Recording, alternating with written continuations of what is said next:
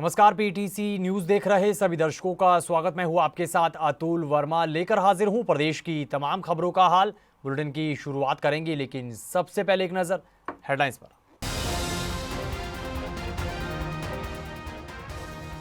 करनाल के बम्बहेड़ी गांव में महिला सरपंच के पिता पर घर में घुसकर फायरिंग, शख्स गंभीर रूप से घायल, जांच में जुटी पुलिस। दिवाली के बाद खतरनाक स्तर पर जींद की आबोहवा, एयर क्वालिटी इंडेक्स 300 के पार, स्वास्थ्य विभाग ने जारी की हिदायतें। आज हरियाणा प्रदेश मना रहा अपना 59वां स्थापना दिवस। मुख्यमंत्री नायब सैनी ने प्रदेशवासियों को दी स्थापना दिवस की शुभकामनाएं। नूह के आईएमटी में धरने पर बैठे किसानों ने 9 नवंबर को बुलाई महापंचायत, बकाया मुआवजा और अन्य मांगे पूरी करवाने पर अड़े किसान। और नारनौल में किसानों की सरसों की फसल में लगा धोलिया कीड़ा, किसानों को उठाना पड़ रहा नुकसान, विभाग से लगाई गुहार।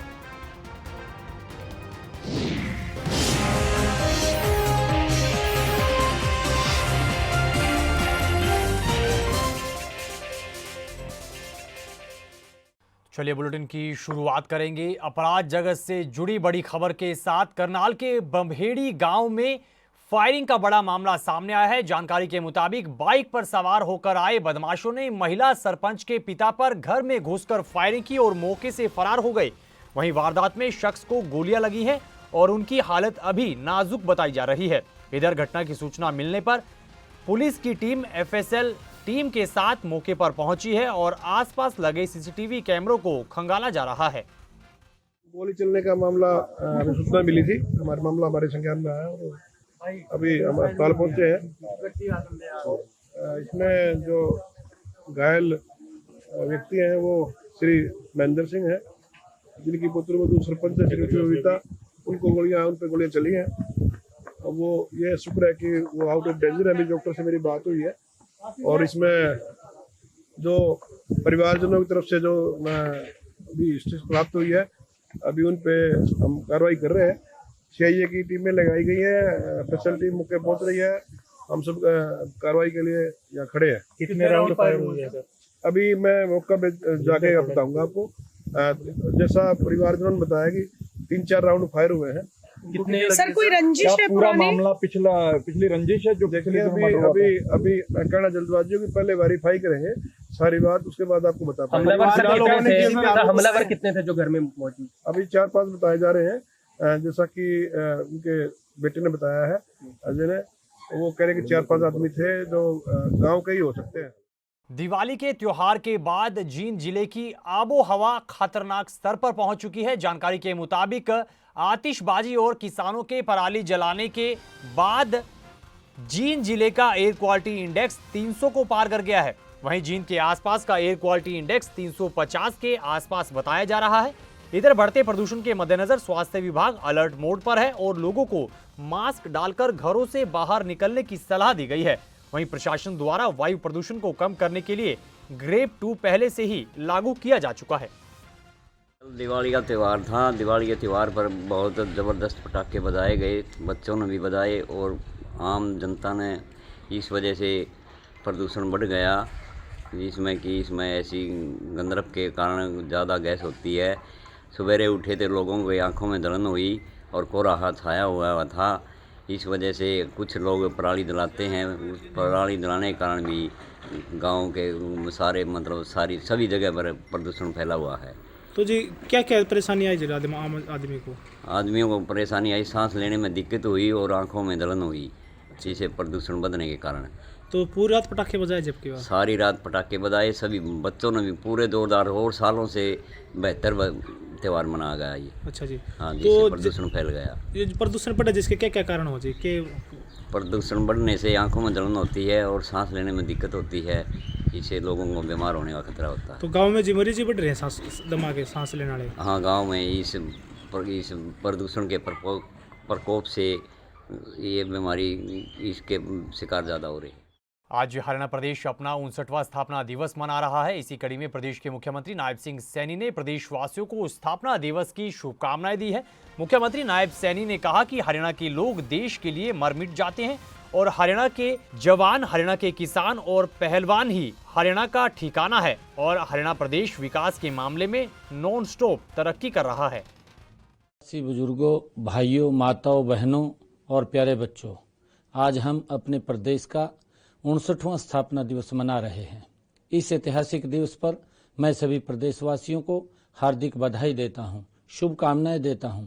आप सबके उज्जवल भविष्य की मंगल कामना करता हूं। यह पर्वों और त्योहारों का मौसम है। दीपावली के बाद गोवर्धन पूजा और भैया दूज के पावन पर्व की मेरी बहनों को हार्दिक बधाई। खबर नूह से है। नूह के रोजका मेव स्थित आईएमटी में धरने पर बैठे किसानों ने सरकार और प्रशासन के प्रति नाराजगी जाहिर की है और 9 नवंबर को महापंचायत किसानों की तरफ से बुलाई गई है। जानकारी के मुताबिक किसानों ने बकाया मुआवजा और जमीन अधिग्रहण के दौरान एग्रीमेंट कैंसिल करने की जल्द मांग उठाई है और तमाम किसान यूनियनों की महापंचायत बुलाई है। साथ ही किसानों ने एशिया की सबसे बड़ी बैटरी फैक्ट्री का काम रुकवाने की भी चेतावनी दी है। कि किसानों ने अब सर पे कफन बांध लिया है, क्योंकि 12 साल से इंतजार और 12 साल की जो ये हमारे जो चले आ रहे हैं शुरू से ही, ये बहुत बड़ी एक मतलब एक वो है। अब हम बिल्कुल याद लगा दे नाक भर गए हैं और अब हमने ये फैसला लिया है, सर पे कफन बांध लिया है कि भाई हमारे बच्चे और औरत और कोई भी मतलब हम हर कठिनाई से हम भिड़ने वाले हैं। हम अब डरने वाले नहीं हैं। जब तक कि हमारी मांगें ये हमारी जो मांगें हैं, या एक तो हमारे 25 लाख रुपए जो बकाया रह रहे हैं ये हमको मिले, और दूसरा हमारा जो हमसे एग्रीमेंट जो कराया है काला कानून, ऐसे पूरे प्रदेश में कहीं नहीं हुआ, क्या पूरे हिंदुस्तान में जो कि एग्रीमेंट हमसे लिया किसानों से। जो आज हमने पत्रकार वार्ता की है, इसमें हम अपनी आगामी जो हमारी पंचायत होने जा रही है 9 नवंबर को, इसमें हम अपनी धरना की रूपरेखा बनाएंगे और जो हमारी जो महापंचायत होने वाली 9 नवंबर को, इसमें हम सरकार को चेतावनी देते हैं कि या तो हमारी मांगों को माना जाए। अगर सरकार हमारी मांगों को नहीं मानती है तो हम फिर उसमें बहुत बड़े बड़े कड़े निर्णय लेंगे। उसमें हमारा जो ये चाइना कंपनी का काम चल रहा है इसको रोकने के बारे में भी मंथन करेंगे और भी बहुत बड़े बड़े फैसले लेंगे। अगर सरकार हमारी बातों को मानती है, क्योंकि अब नई सरकार गठन हुई है, हमें सरकार से उम्मीद है कि नई सरकार हमें हमारा काम जो हम जिस पर्पज़ से बैठे हैं, जो हमारा बकाया पेंडिंग मुआवजा है और जो हमारा एग्रीमेंट हुआ है उसको रद्द करे और हमारे बकाया मुआवजे को दे। सिरसा से पूर्व भाजपा सांसद सुनीता दुग्गल की लोकसभा चुनाव में टिकट ना मिलने की टीस साफ तौर पर सामने आई है। इस दौरान सुनीता दुग्गल ने भाजपा के शीर्ष नेताओं को ही नसीहत दे डाली है। उन्होंने कहा कि लोकसभा और विधानसभा चुनाव में भाजपा ने प्रदेश में सही तरीके से टिकटों का बंटवारा नहीं किया। लोकसभा चुनाव में पार्टी ने अशोक तंवर को टिकट दिया था, जो कि बिल्कुल गलत फैसला था। वहीं उन्होंने कांग्रेस को भी जमकर आड़े हाथ लिया है। मुझे ये लगता है कि 2019 के अंदर जो सिरसा लोकसभा की जनता ने भारतीय जनता पार्टी के ऊपर विश्वास व्यक्त करके यहाँ से मुझे सांसद बनाकर और एक सम्मानजनक तरीके से 3,10,000 के करीब वोटों से जिताकर जो मुझे लोकसभा में भेजा था, तो उसको गति को जो है वो जो है सरकार की तरफ से भी कहिए कि संगठन की तरफ से भी कहिए कि एक जो गति उसको प्रदान करने की ज़रूरत थी। कुछ कोरोना बीच में आ गया, कुछ किसान आंदोलन वगैरह रहे, तो मुझे लगता है कि ये भी एक समीक्षा का विषय है कि हम लोग इतने अच्छे मैंडेट के बावजूद जो है इसको हम लोग क्यों नहीं संभाल पाए। मुझे लगता है कि एक बहुत बड़ा कारण इसका ये भी रहा कि जो 2024 के अंदर जो लोकसभा का जो टिकट वितरण, जो खासकर हम यहाँ की बात करें कि जिस इंसान के ऊपर पार्टी ने इतना विश्वास व्यक्त किया, उस विश्वास को जो है एकदम से भंग करते हुए सबसे पहले तो 2,80,000 से उनका हारना और उसके बाद विधानसभा के चुनाव के बीच में एकदम से वापस जो है वो कांग्रेस पार्टी के अंदर भाग जाना, तो ये लगता है कि संगठन के जो हमारे कार्यकर्ताओं हैं उनके अंदर भी इस बात को लेकर बहुत निराशा रही और जो मतदाता हैं उन्होंने भी अपने आप को बड़ा ठगा सा महसूस किया। खबर नारनौल से है। नारनौल में किसानों की सरसों की फसल में कीड़ा लगने से संकट पैदा हो गया है और किसानों को नुकसान झेलना पड़ रहा है। जानकारी के मुताबिक किसानों की सरसों की फसल में गुजिया विविल धोलिया नाम के कीड़े लगने की खबर है, जिस कारण उन किसानों की फसल को प्रति एकड़ 7 से 8,000 रुपए का नुकसान झेलना पड़ रहा है।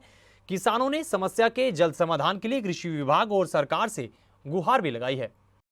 मौसम की मार हो रही से, कदे तो सर्दी मार दे तो कदे गर्मी, इनका गर्मी मार रही से। 2 बार बोली जब भी नहीं 1000 रुपये की थैली आवे बीज की, 13-14 से को कोई खाद को कटवावे और भवाई लाग रही वहां लगे। दोबर तो बोली रही भी कोई तसल्ली को ना नहर में पानी छोड़ दे, पानी दूगा दी जब फिर पड़ाव हुई किससे करे पड़ाव। तो कितना नुकसान होगा किसानों को कम से प्रति एकड़ कम से कम 7-8 हजार को नुकसान। सरसों की फसल बर्बाद हो गई, बर्बाद कर दिया हमने। फसल तो होती तो सही रहता, लेकिन फसल ही बर्बाद कर रखा है हमने तो जी। 2 बार तो बिजाई कर दी और तीसरी बिजाई की तैयारी, नहर में पानी नहीं है, हम तो बर्बाद हो गया। किस वजह से बर्बाद ये हो रहा है गर्मी की वजह से। गर्मी की वजह से कीड़ा लग गया पहले, और उसके बाद में फिर बिजाई की है, पलाव करके वो की बिजाई, उसमें फिर रोग लग रहा है, गर्मी पड़ रही है बहुत ज्यादा। गर्मी की वजह से सारा काम हो रहा है जी, और नहर में पानी नहीं आ रहा। मैं बताना चाहूँगा, दिन का टेम्परेचर काफ़ी ज़्यादा है, इस वजह से एक कीड़ा लगता है जिसको गुजिया वीविल के नाम से बोलते हैं। यह कीड़ा सरसों के पौधे को तने से काटता है, इसे पौधा कटकर गिर जाता है और यह कीट जनरली खूड़ में ही चलता है। जैसे ही टेम्परेचर डाउन आएगा यह कीट अपने आप ही खत्म हो जाएगा। इसकी रोकथाम के लिए किसान भाई फेनोरेट 0.4D को 7.5 किलो प्रति एकड़ के हिसाब से धूड़ा कर सकते हैं। इससे आसानी से कंट्रोल किया जा सकता है। घबराने की बात नहीं है, जैसे ही टेम्परेचर डाउन आएगा यह कीट अपने आप खत्म हो जाएगा। हाँ, सरसों की फसल अभी टेम्परेचर ज्यादा होने की वजह से ग्रोथ नहीं दे पा रही है, ये बात सही है। वहीं प्रदेश में बीते दिन लौह पुरुष सरदार वल्लभ भाई पटेल की जयंती पर रन फॉर मैराथन का आयोजन किया गया, रन फॉर यूनिटी का आयोजन किया गया। कुरुक्षेत्र में आयोजित इस कार्यक्रम में प्रदेश के मुख्यमंत्री नायब सिंह सैनी ने बतौर मुख्य अतिथि शिरकत की और धावकों का हौसला बढ़ाया। इस दौरान प्रदेश के मुख्यमंत्री नायब सिंह सैनी ने किसानों से जुड़े मुद्दों के सवालों का जवाब दिया और कांग्रेस पर भी निशाना साधा। ये गर्व का दिन है, गौरव का दिन है। ऐसे महान व्यक्तित्व जो इस भारत के प्रथम गृह मंत्री रहे हैं और जिनकी एक बड़ी सोच कि जिन्होंने भारत की छोटी बड़ी 562 रियासतों को एकजुट करके अखंड भारत का निर्माण किया, ऐसे महान व्यक्तित्व सरदार वल्लभ भाई पटेल जी की 150वीं जयंती के अवसर के ऊपर मैं पूरे हरियाणा प्रदेश वासियों को, देशवासियों को बहुत बहुत बधाई और शुभकामनाएं देता हूं। और आज इस उपलक्ष्य के ऊपर सरदार वल्लभ भाई पटेल की 150वीं जयंती के अवसर के ऊपर रन फॉर यूनिटी उनको समर्पित हजारों की संख्या में आज हमारे युवा साथी, हमारे बुजुर्ग, महिलाएं और बच्चों ने आज इस रन फॉर यूनिटी में हिस्सा लेकर के उनको सच्ची श्रद्धांजलि देने का काम किया है। और आदरणीय प्रधानमंत्री आदरणीय नरेंद्र मोदी जी ने सबसे पहले बड़ा सम्मान ऐसे महान व्यक्तित्व को अगर किसी ने देने का काम किया, उनकी 182 मीटर ऊंची प्रतिमा स्टैच्यू ऑफ यूनिटी जो दुनिया की सबसे बड़ी प्रतिमा है, उसको बना करके सरदार वल्लभ भाई पटेल को सच्ची श्रद्धांजलि देने का काम आदरणीय नरेंद्र मोदी जी ने किया है। अगली खबर का जिक्र करेंगे। अगली खबर चरखी दादरी से है। चरखी दादरी में हरियाणा दिवस के मौके पर खाप के सदस्यों की ओर से युवा प्रतिभाओं को सम्मानित किया गया है। इस मौके पर खाप के सदस्यों ने कहा कि अगले साल भी इसी तरह का कार्यक्रम आयोजित किया जाएगा। उन्होंने कहा कि युवाओं को सामाजिक बुराइयों के खिलाफ जागरूक करना ही खाप का मकसद है।